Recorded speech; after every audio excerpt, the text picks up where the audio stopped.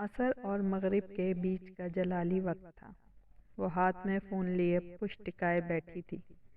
مسلسل وہ موبائل کے اسکرین کو اسکرول کر رہی تھی۔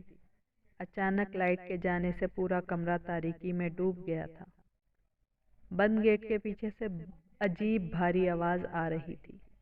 وہ بیڈ سے اٹھ کر دروازے کی جانب بڑھی۔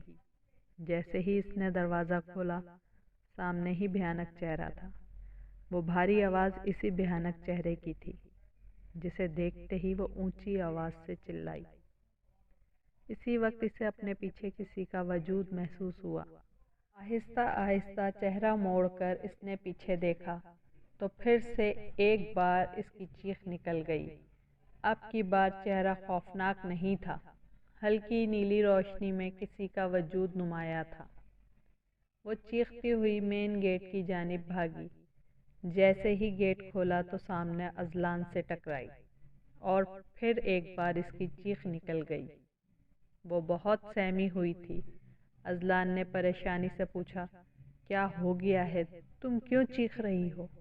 اذلان، گھر میں کوئی ہے، اس نے اٹک اٹک کر کہا۔ کون ہے؟ آؤ اندر۔ نہیں اذلان، اذلان گھر میں داخل ہو چکا تھا۔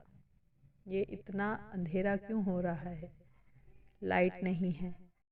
اچانک اللہ اکبر کی صدا گونجی اور ساتھ ہی لائٹ آئی۔ وہ اذلان کے ساتھ ہی تھی۔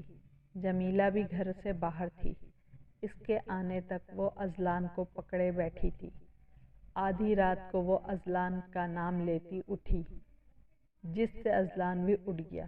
اپنے برابر میں اشارہ کرتی بند آنکھوں سے بولی، وہ نیلی روشنی، کیا ہو گیا ہے تمہیں؟ یہاں کوئی روشنی نہیں ہے، سو جاؤ تم۔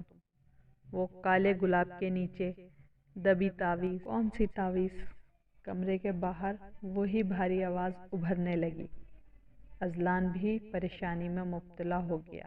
صبح اٹھ کر وہ گھر کے کونے میں رکھے کالے گلاب کے پودے کی مٹی کھودنے لگا تو وہاں واقعی تعویذ تھی۔ صاحبہ بھی اس کے ساتھ تھی۔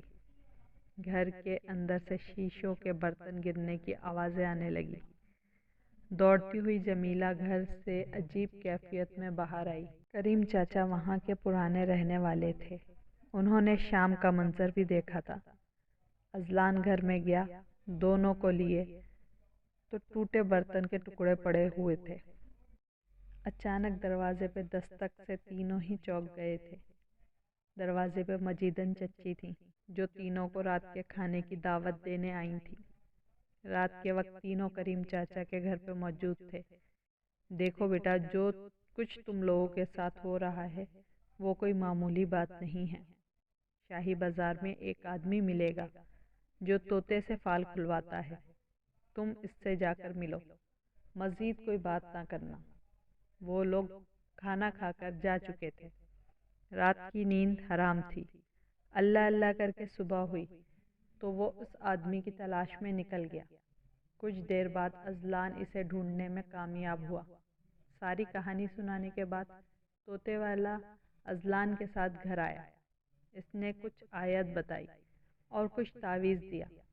صاحبہ کو تلقین کی کہ اپنے خواب سے ڈرنا نہیں، وہ پاکیزہ روح اپنے انتقام کے لیے تمہاری مدد چاہتی ہے، جس کو حوث کا نشانہ بنا کر جلا دیا گیا تھا، اور ساتھ اس کے باپ کو بھی۔